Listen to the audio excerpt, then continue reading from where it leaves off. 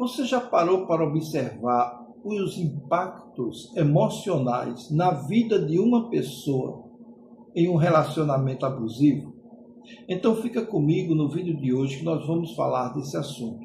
Eu sou o pastor Israel, terapeuta comportamental, e esse é mais um vídeo do canal Aconselhando Vidas.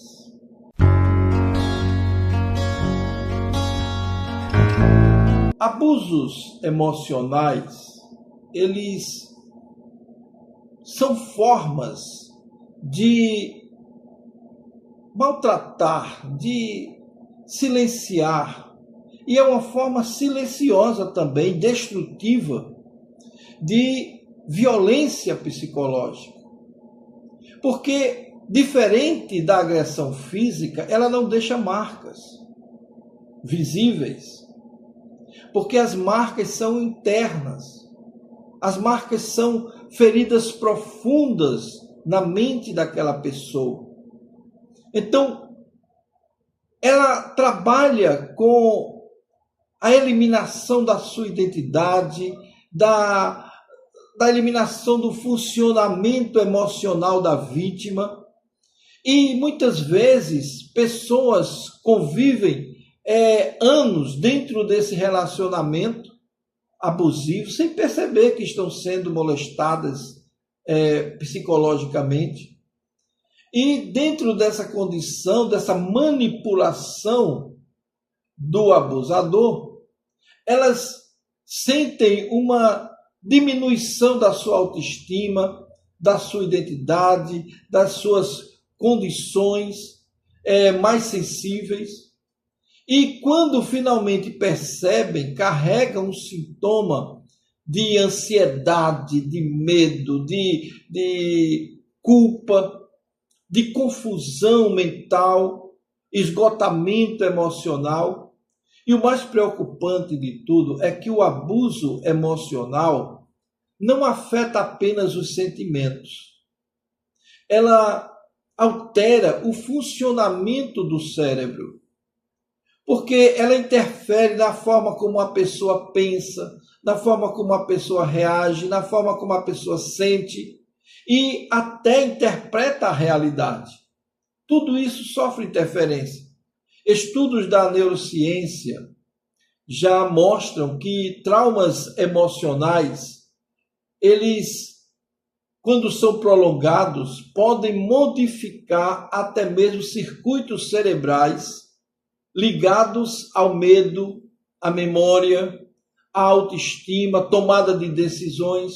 Então, tudo isso é muito sério para que a gente simplesmente passe por cima como se algo fosse normal. E isso explica porque muitas vítimas, elas têm dificuldade de sair desse relacionamento. Porque muitas vezes vivem num estado de alerta constante, daquela condição que desenvolve dependência emocional do abusador, né? Aquela dependência emocional profunda. E o cérebro traumatizado, ele começa a funcionar com medo da sobrevivência, ele começa a funcionar no modo sobrevivência. Entendeu? Então, nós falamos tanto de abuso emocional, mas o que é abuso emocional? Deixa eu te explicar com poucas palavras. É um padrão contínuo utilizado pelo abusador nas manipulações, na humilhação, no controle da vida daquela vítima, da desvalorização daquele indivíduo, que é a vítima, que tem como objetivo enfraquecer emocionalmente a sua vítima ou a outra pessoa. Ele pode acontecer em relacionamentos amorosos, em relacionamentos familiares, em relacionamentos de amizade, em ambiente de trabalho.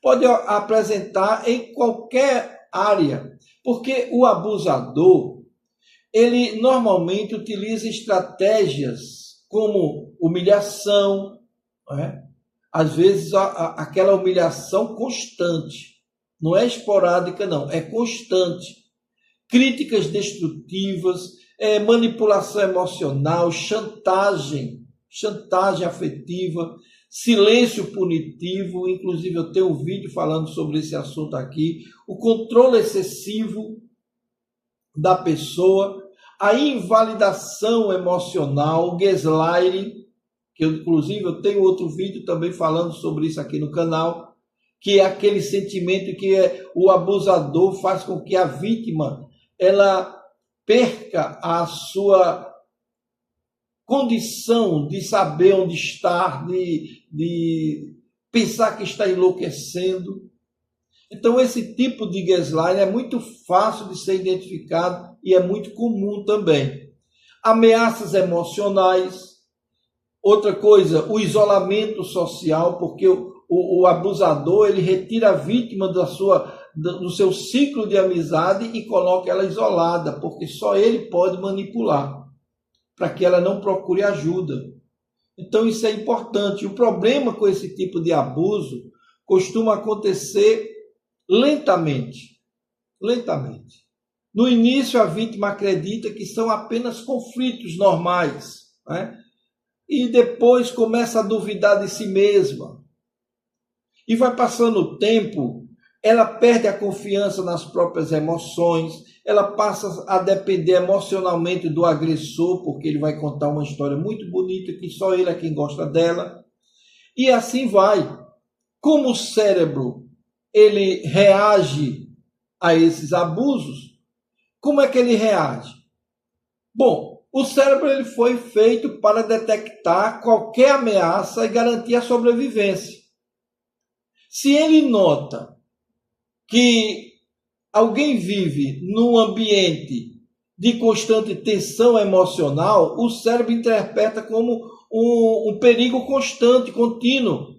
E aí ele ativa o modo sobrevivência. E o modo sobrevivência, que está instalado na amígdala cerebral, né, pela condição imperativa, né, que ela fica imperativa, a amígdala cerebral é responsável por detectar medo, perigo.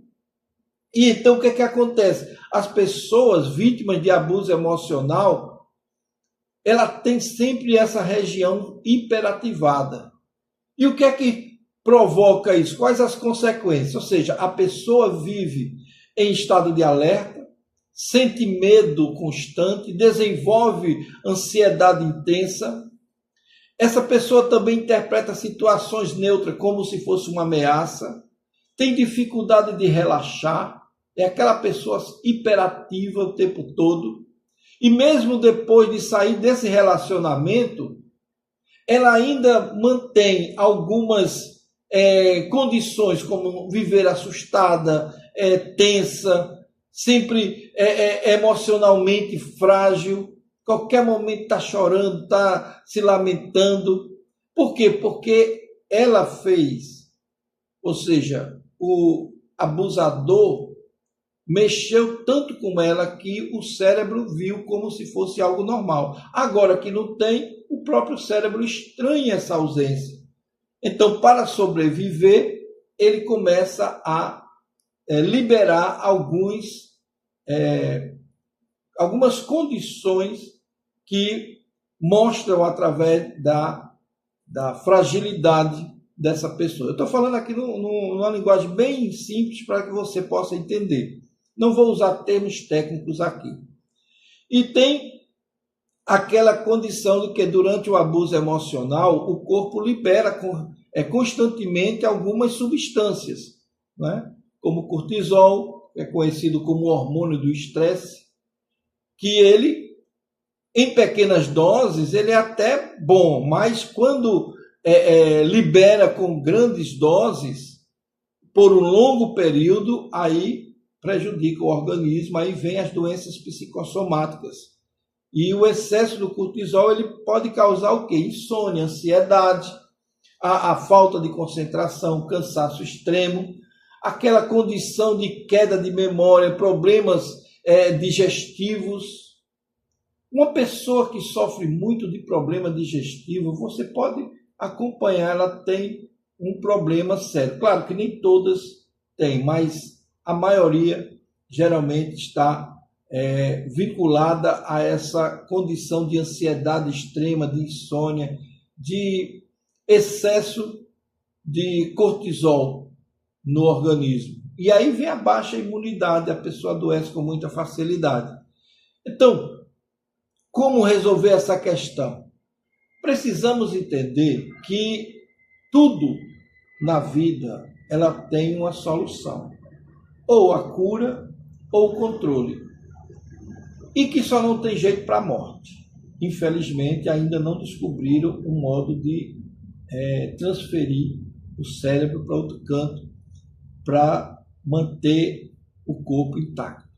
Mas, no que der para fazer, a ciência já sabe como fazer, certo? Então, essas condições oferecem principalmente a ajuda profissional. Se você está passando por um momento desse, procure um psicólogo, um psicanalista. Se acha que está numa situação mais difícil, procure diretamente o psiquiatra. Lembre-se, esses profissionais não são para doido, não. Para maluco, não.